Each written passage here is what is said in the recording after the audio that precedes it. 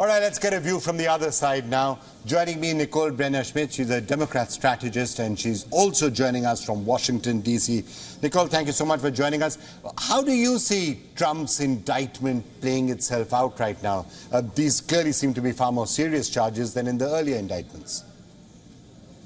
Yeah, these are the most serious charges of all of the indictments that we've seen come so far at the former president. The reality is that the Republican base has clearly decided, the majority of them, that this doesn't affect them. They're convinced that this is a witch hunt, and they're more than happy to hear Trump and his lawyers talk out of both sides of their mouth. Within the same sentence, they will say, they're going after him right now so that it harms him during the election, to it shouldn't happen within 90 days. How is that fair?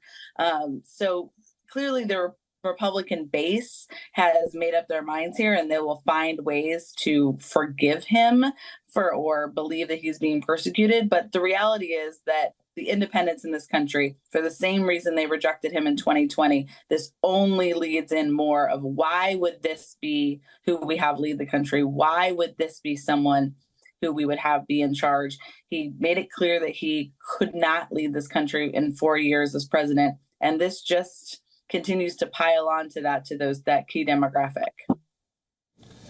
But look, let's face it, all the things that were said about Trump. Trump won in 2016. Trump lost in 2020, but not by that wide a margin. 3 or 4 states, there have been a few 20, 30, 40,000 votes the other side. Trump could have won again in 2020. So is it possible that Trump could now ride a wave of sympathy, of support, of people feeling, oh, look at this poor man, he's being persecuted, he's being victimized, he's being targeted, and that gets him a lot of sympathy?